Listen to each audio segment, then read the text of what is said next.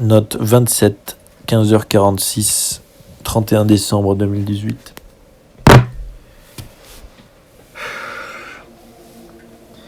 Je viens de rencontrer le patient de la chambre 42 de l'LB. J'ai pu m'entretenir longuement avec lui. J'ai aussi pu rencontrer le médecin-chef, discuter avec les infirmiers de nuit et le médecin de garde. Et mon diagnostic est assez clair maintenant. Bon, le médecin-chef a autorisé qu'il se recrée tout un environnement. Un environnement des plus inquiétants. Il vit dans le noir depuis 5 ans maintenant. Il n'a pas vu la lumière du soleil, donc il a des carences en vitamine D. Bon, du coup, ils doivent lui donner des compliments. Les infirmiers font bien leur travail sur ce sujet. Mais ce qui me préoccupe le plus, c'est pas le fait qu'ils vivent dans le noir. C'est typique des schizoïdes paranoïaques. Typique. Non, c'est plutôt la multiplication des effigies qui sont dans cette reconstitution de grenier. Le médecin-chef dit que c'est pour son confort et qu'il vaut mieux qu'il soit dans un environnement familier pour éviter les crises de panique et les délires de persécution, mais ça m'inquiète plus qu'autre chose. J'ai pu y voir des figures qui me sont familières. J'ai pu voir Michael Myers, Jason, Hellraiser, le lapin de Silent Hill 3, beaucoup de livres sur des serial killers. J'ai peur d'un passage à l'acte. Très très peur. Cette fascination pour les tueurs, les slashers, et ce délire constant, à inventer des figures qui le persécutent. Oh, j'en ai vu des schizophrènes, qui justifiaient tout par des ils, des eux, des ça. Le diable veut que je tue, mais là, ça n'a pas de sens. On dirait des figures presque réelles. Une fascination pour un portail noir de 2,30 m.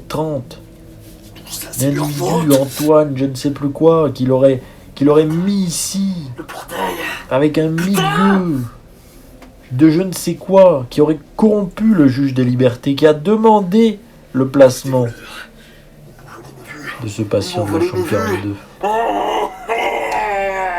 Plus je l'écoute, et comme c'est typique avec les psychotiques, plus je m'enfonce dans sa personnalité et j'ai peur de sombrer moi-même. Il a ce côté fascinant, ce regard qui vous aspire qu'ont souvent les psychotiques. Mais je ne tomberai pas. Je ne tomberai pas. Il faut que je le sorte de là où il est. Comme je l'ai dit, et je transmettrai cette note, mémoire pour moi-même, transmettre cette note au médecin-chef d'ici la semaine prochaine. J'ai peur qu'il passe à l'acte. Il a déjà tenté de mordre un infirmier la semaine dernière. Il a des tics de langage extrêmement préoccupants. Il répète des phrases sans cesse qu'il a sûrement inventées. Ça a fait mai 68. Il n'arrête pas de rire du sort des gens qui ont faim dans le monde en disant que certaines personnes ne peuvent pas se payer un beefsteak. Et si les infirmiers ont le malheur de ne pas répondre, ils n'ont qu'à s'acheter du poisson, ils leur sautent dessus et leur mangent les oreilles. 2 infirmiers ont perdu leurs oreilles.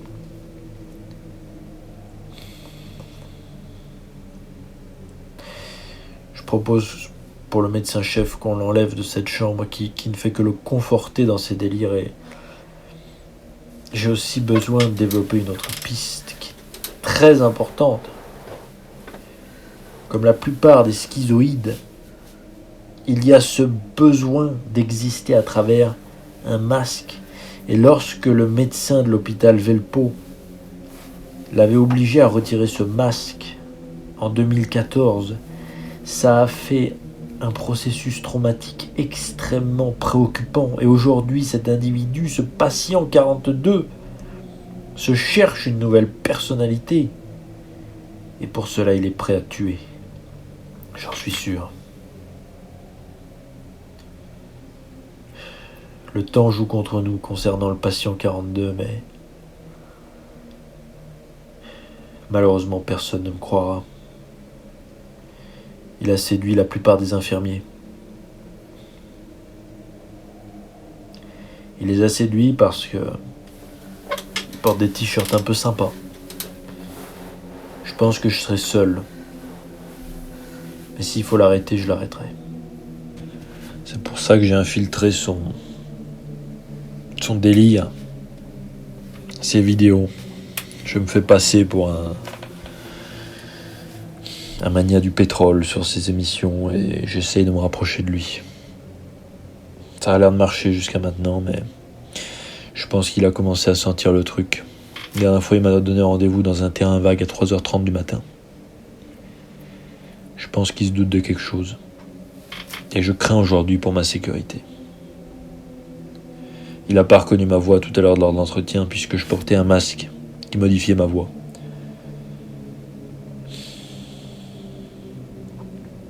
Je sais pas comment tout ça finira. Si quelqu'un un jour trouve ces notes,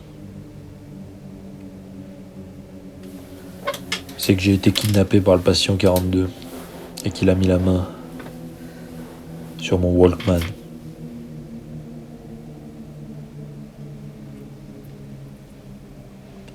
Fin de la note. 15h54. Dr Kevin McAllister.